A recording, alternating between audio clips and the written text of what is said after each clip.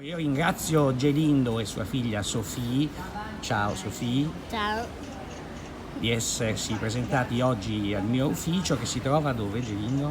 Si trova in via Roma. Che è il cuore di? È il cuore, l'emblema di una potente metafora che io vorrei utilizzare per descrivere questo luogo e che è la metafora del delta. Il delta è un luogo particolare, mutevole, è sostanzialmente il luogo dove l'acqua dolce incontra l'acqua salata, con una infinità di sfumature e un'infinità di mutevolezze. La portata dell'acqua dei fiumi può variare, può esserci secca, ed ecco che allora affiorano degli isolotti che prima non c'erano e subito vengono popolati da arbusti, da altre cose. Oppure la gettata di acqua è ampia e per cui gli isolotti spariscono e si creano insenature. È un ambiente mutevole, costantemente mutevole e particolare perché soltanto in quell'ambiente dove l'acqua dolce si mescola alla salata ci sono delle specie animali che vivono solo lì. Ci sono c'è della fauna, ci sono degli animali e persino degli abitanti che possono vivere soltanto lì. Io credo che questa sia la metafora più azzeccata. La posso confermare dalla mia esperienza di frequentazione di questo posto, che è stata a ondate, in periodi differenti, negli anni differenti, in posizioni diverse, sempre accompagnato comunque, o io accompagnavo, delle persone che sono anche, diciamo, coinvolte nel mio lavoro, nel senso che io lavoro come educatore per i minori stranieri non accompagnati, ma anche per soggetti particolari, difficoltà e via di seguito. E questo mi ha consentito di utilizzare questi pesci pilota per andare a scoprire luoghi, situazioni, persone che difficilmente è possibile incontrare così in una normale passeggiata, in una normale situazione. Ma c'è una lunga storia qui in Friuli Venezia Giulia, in particolare a Cividale, dove come sappiamo c'è una struttura importante della nostra regione e importante anche a livello nazionale, destinata appunto all'accoglienza dei minori non accompagnati, che però volevo sottolineare arrivano da tanti mondi. Sì, c'è l'area balcanica, c'è l'Africa del Nord, l'Asia. C'è stata una grandissima ondata di bengalesi, ciascuno ha le sue caratteristiche, ciascuno ha le sue particolarità, il modo di stare nella vita, il modo di concepire la vita e chiaramente questo lo trasportano nelle relazioni che possono avere e anche diciamo, le attività imprenditoriali che qui si sono sviluppate che sono sempre diventati luoghi di aggregazione di queste varie etnie ed esiste una mappatura di questo luogo dove l'area balcanica è là dietro, l'area dell'America del Sud è laggiù. Tornando alla metafora del delta, queste mappature sono temporanee, c'è una grossissima mutazione continua.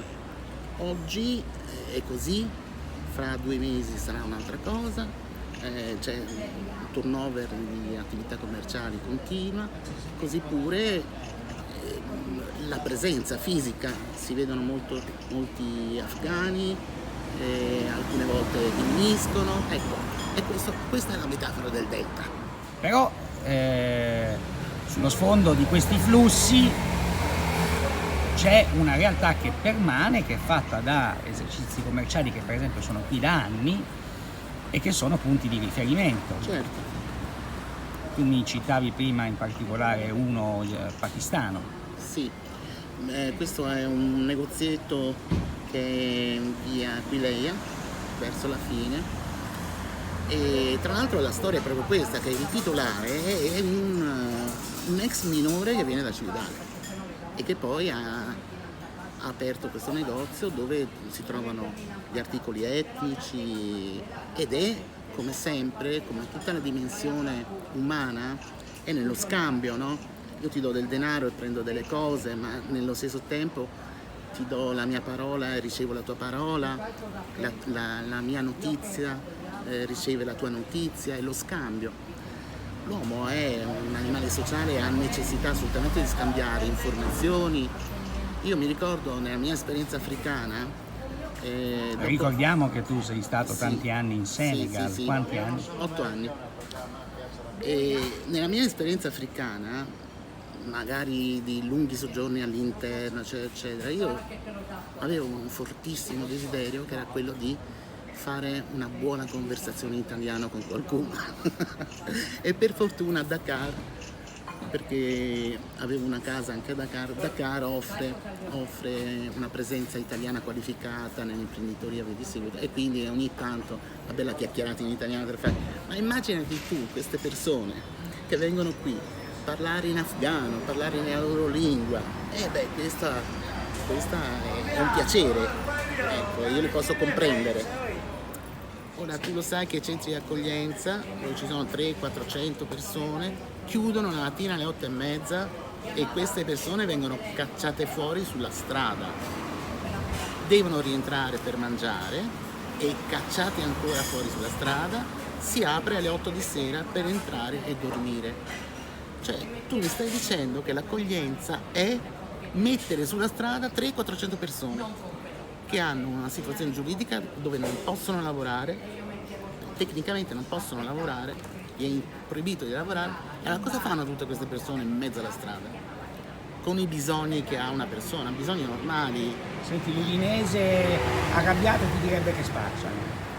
Ma è ovvio che, voglio dire, un modo di raggranellare i soldi, visto che mi è impedito di lavorare, proprio dal punto di vista legale, è ovvio, uno si arrangia come può, capisci? Ma la cosa perversa è gettare questa gente per la strada.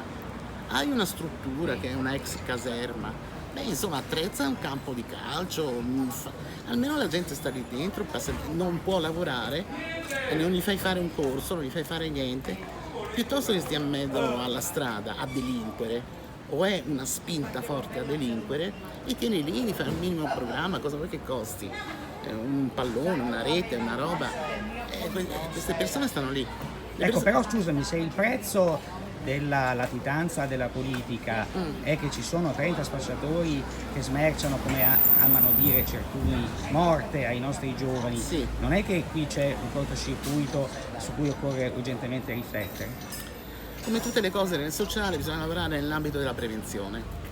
Tu non puoi lavorare quando ormai le cose si sono deteriorate. Io sostengo che 300-400 persone disperate, senza una lira, eccetera, in giro per la strada sono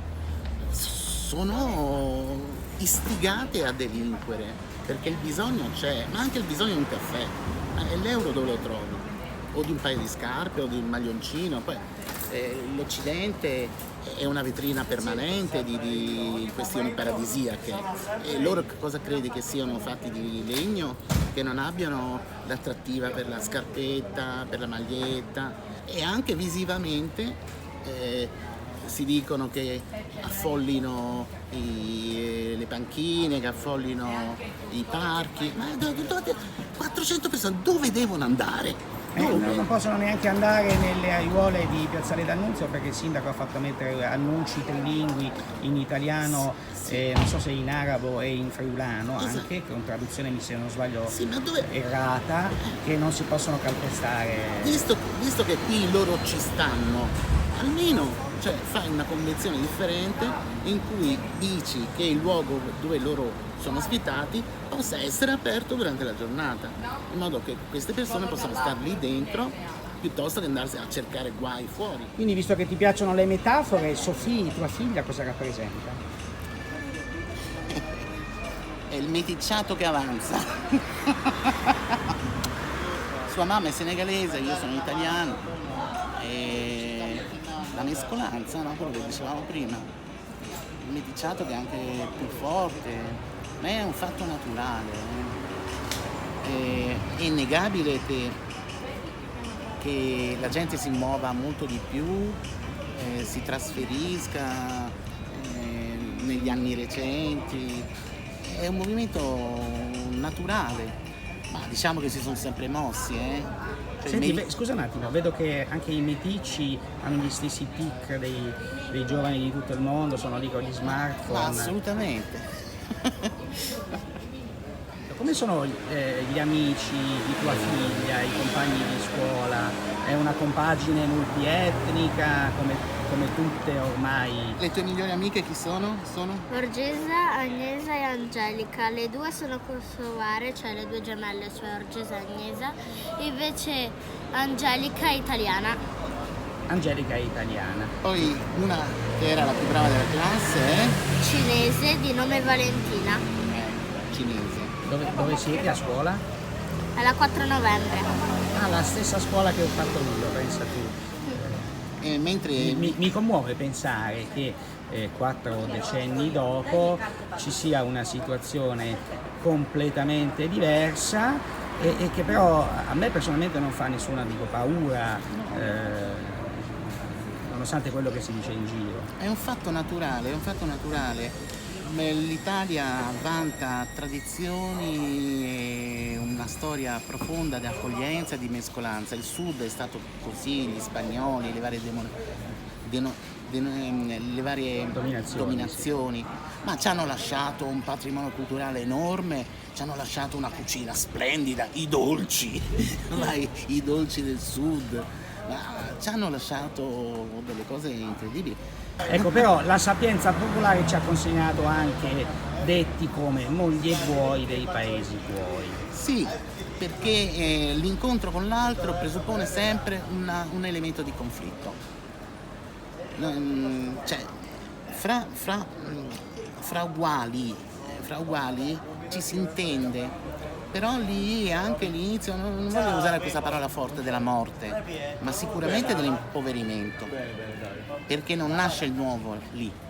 Il nuovo nasce dall'incontro con l'altro, dove questo incontro alle volte è anche conflittuale. È vero, moglie e buoi dei paesi tuoi, è vero. Sei sicuro che una persona che è condizionata all'ambiente, condizionata alla cultura, condizionata a tutto, dà meno problemi di una persona che deve apprendere a stare in un mondo nuovo o rapportarsi a persone diverse. Spesso l'incontro è conflittuale. La mancanza dell'incontro ti dà anche la dimensione della povertà. Io sono più povero se non incontro altre persone e se non cerco di avvicinarmi alla ricchezza delle loro espressioni, delle loro culture. Sono più povero. E là dove c'è più povertà, là c'è anche più ignoranza, là c'è più difendere quei 4 sassi che abbiamo, mentre se arrivi tu con i tuoi colori e con le tue perline, questi 4 sassi diventano degli splendidi gioielli. Perché? Perché abbiamo messo insieme le nostre cose. Magari avremo anche litigato un po', ma alla fine salterà fuori qualcosa che non sono più soltanto i miei 4 sassi e non sono soltanto le tue 4 perline, ma è un'opera d'arte. E questo bisogna avere fiducia, coraggio, però questa è la dimensione della vita ricca. Si può fare la vita povera, io mi tengo i miei 4 sassi, me li abbraccio molto bene, li recito la sera, me li conto ogni giorno. Questa è una dimensione veramente un po' psicotica, mi pare, una dimensione di povertà.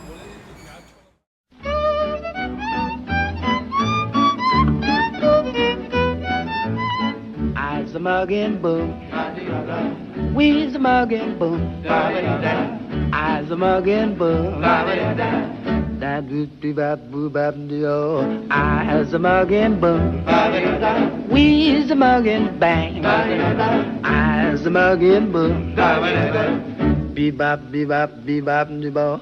Nobody knows just how it started. Somebody blew it through a horn.